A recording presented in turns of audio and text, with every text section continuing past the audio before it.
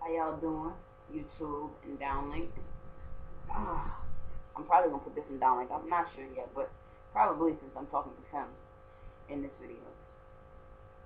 I'm going to entitle this video Beauty. Now I'm about to go on a rant here, so stay with me, stick with me, ladies.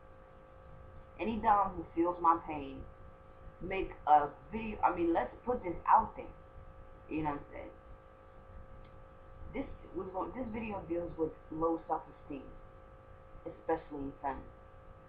This is rather a hard subject, a sensitive subject for me, because I have lost a friend, a very dearly friend, might I add, who took her own life because, and she has expressed this to me before, she felt as if she was not worthy of anybody's love, not even herself, not even her love. She wasn't even worthy of her own.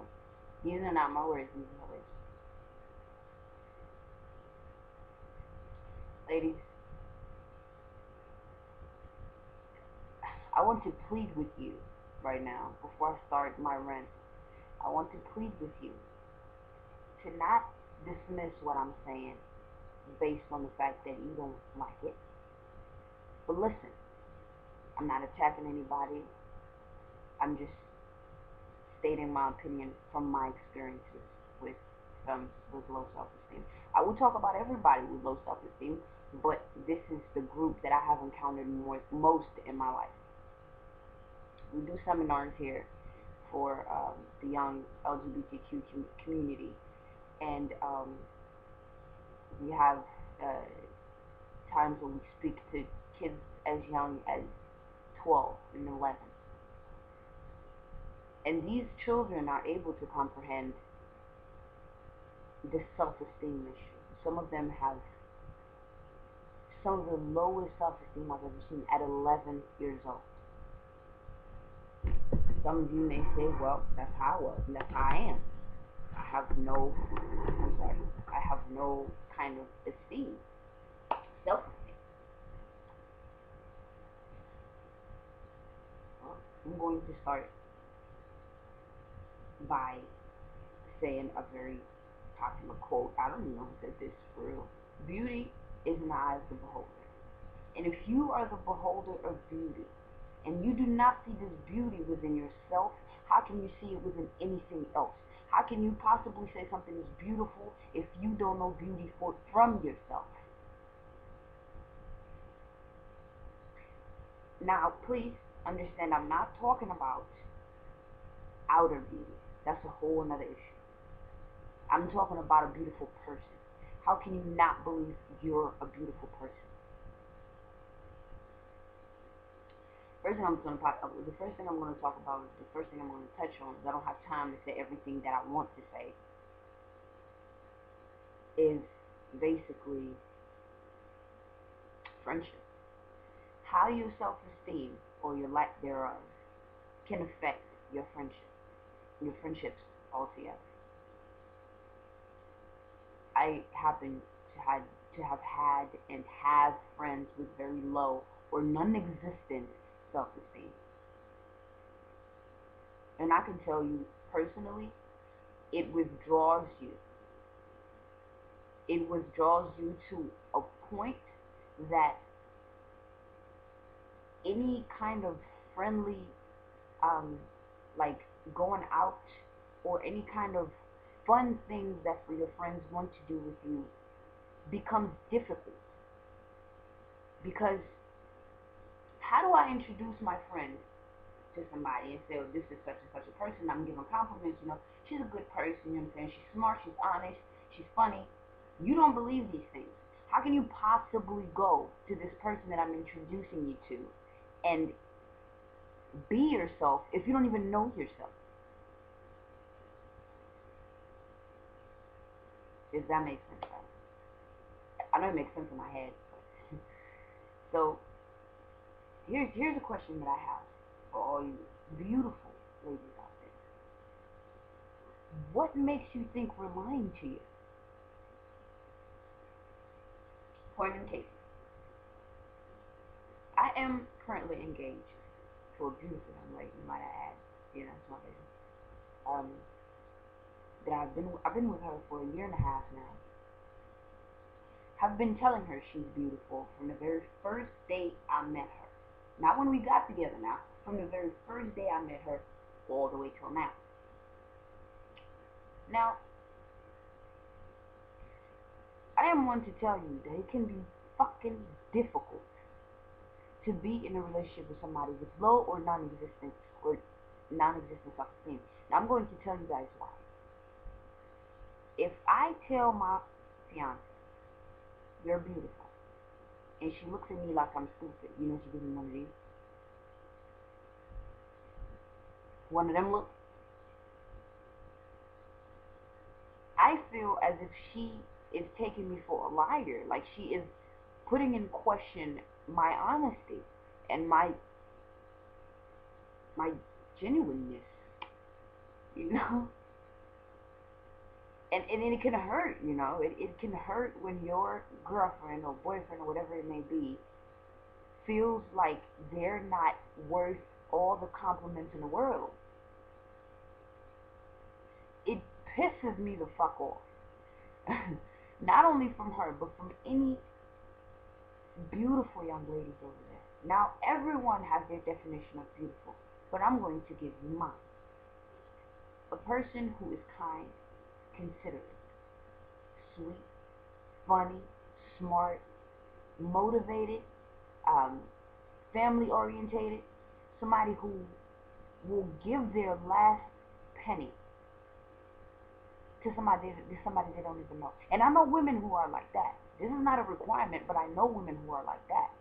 A woman who basically gives the shirt off her back to a complete stranger, yet she does not believe she's beautiful. Y'all think I'm talking crazy, right? Y'all think I'm talking crazy? Okay. I'm gonna give you the extreme cases of where these things can lead you. Having a beautiful young lady who's been told all her life in the past that she wasn't beautiful, that she wasn't worth shit, who's been stepped on and worked over, somebody who, from the moment she was put in this earth to the time you see her before your eyes now, has had no one consistent in their life telling them they're beautiful. I understand, ladies, this can be hard to change, but every day you make a decision as to whom you're going to be today. Every day you become a new person or an improved person. Every day you grow, every day you blossom. So to tell me that something that happened in the past is now making you who you are, granted the past does influence our present and our future, but it cannot make it. Your past cannot make who you are today or who you will be tomorrow. It just can't. I understand it's hard, but let us help. Let somebody who loves you, somebody who appreciates you, help you. Don't shut down just because you don't understand the feelings we have. As a friend, I can tell you, if I love my friend, I'm going to try to help you with whatever it is you need. Not want, but need. And this is a need.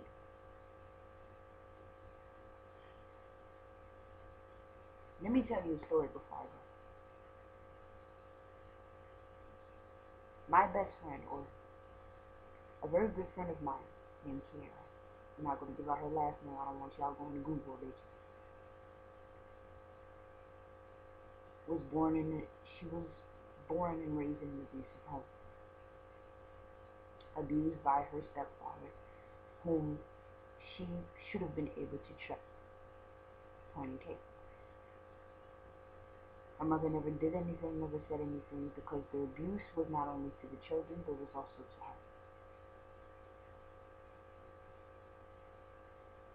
Growing up in this event, she felt as if her body was nothing but a play toy for whomever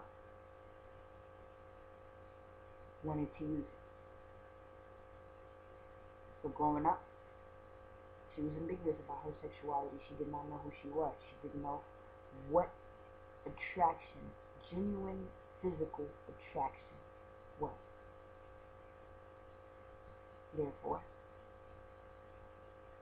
she started going around basically disrespecting her own body. By the time she came to understand that this was not right, this was not the way things were to happen, she had been raped or molested by three different people.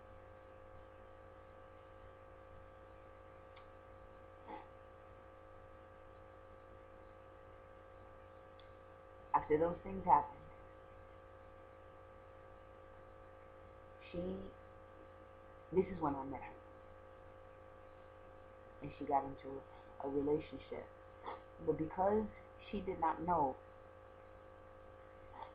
what genuine attraction and genuine care was, she fell into the arms of a predator, another woman at that, who abused her physically, emotionally, verbally, mentally, every day of her life.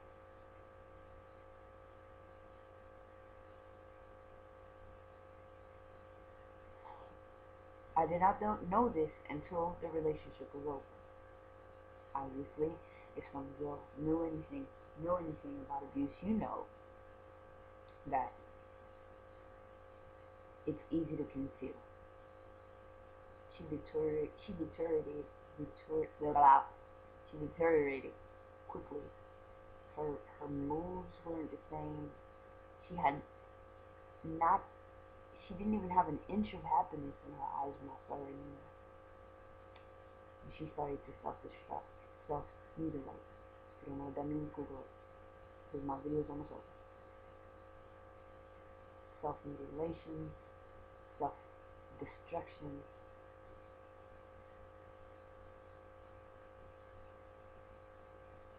Until she committed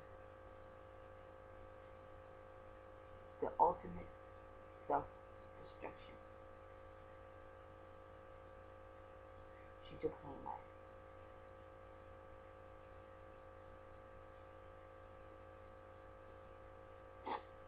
Ladies, this is a story of a beautiful young lady. She was probably one of the most kind-hearted people I've ever met in my whole entire life.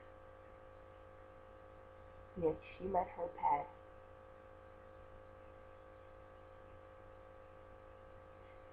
dictate her present and rob her of her future. So please, before you self-destruct, self-mutilate, or hate any part of yourself, think of that story and think of Kiara.